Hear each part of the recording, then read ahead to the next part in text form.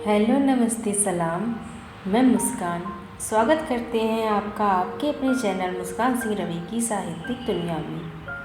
आज जो कहानी हम आप सबके लिए लेकर आए हैं वह मुल्ला नसरुद्दीन जी की कहानी, मज़ेदार कहानियाँ हैं। कहानी शुरू करने से पहले यदि आप मेरे चैनल पर नए हों तो मेरे चैनल को सब्सक्राइब कर लें, बेल आइकन को प्रेस कर लें, जिससे कि मेरे चैनल पर आने वाले वीडियो के नोटिफिकेशन सबसे पहले आपको मिल सके। आइए शुरू करते हैं आज की अपनी कहानी।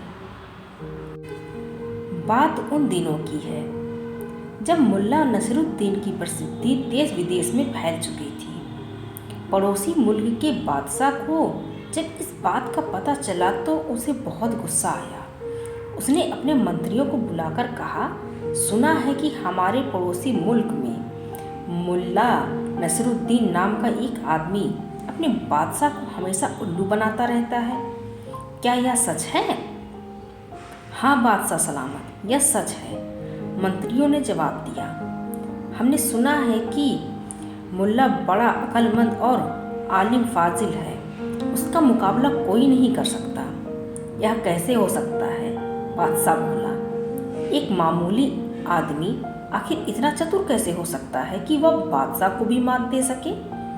आप सही फरमा रहे हैं हुजूर, हमें भी यकीन नहीं है। अंत में बादशाह ने खोजा, मतलब मुल्ला नसरुद्दीन को मात देने के लिए स्वयं पड़ोसी राज्य में जाने का फैसला कर लिया, ताकि वह यह साबित कर सके कि एक बादशाह मामूली आदमी से कहीं ज़्यादा अक्लमंद होता है। मुल्ला के मुल्क में पहुंचकर बादशाह ने देखा कि एक आदमी खेत में काम कर रहा है। बादशाह ने उसके निकट जाकर उससे पूछा, तुम्हारे मुल्क में मुल्ला नसरुद्दीन नाम का एक आदमी रहता है, मैं उससे मिलना चाहता हूँ और देखना चाहता हूँ कि आखिर वह कितना अक्लमंद है।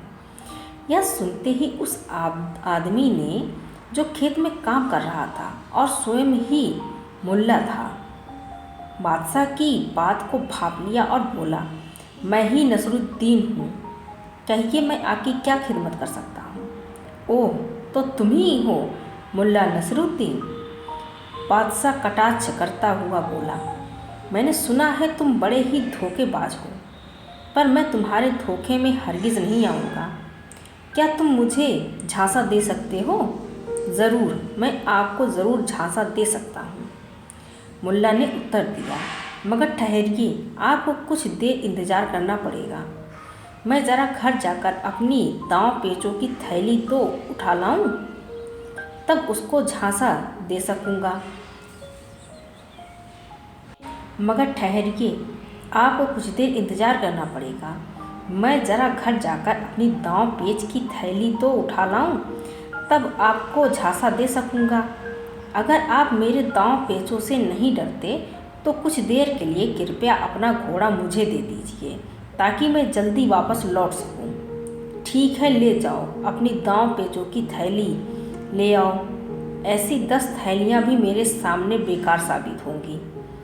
यह कहकर बादशाह अपने घोड़े से नीचे उतर गया और घोड़े की लगाम मुल्ला नसरुद्दीन को थमा दी। जल्दी जाओ और फौरन लौट कर आना, मैं तुम्हारे हर दांव पेच को नाकाम कर दूंगा। मुल्ला नसरुद्दीन उछलकर घोड़े पर सवार हो गया और कुछ ही पलों में बादशाह की नज़रों से ओझल हो गया। बादशाह उसकी बाट जोहता रहा। इंतजार करते करते घंटों बीत गए। तब सूरज पश्चिम पहाड़ियों में डूब गया। तब भी मुल्ला के लौटने के आसार नजर नहीं आए। अब तो बादशाह समझ गया कि वह मुल्ला के झांसे में आ ही गया है। रात के अंधेरे में वह अपना सा मुंह लेकर चुपचाप अपने देश की ओर लौट गया। आज की कहानी बस इतनी सी। मिलते हैं अगली किसी कहानी के साथ। आपको कहानी कैसी लगी हमें कमेंट करके ज़रूर बताएं। Thank you for watching and don't forget to subscribe. Thank you.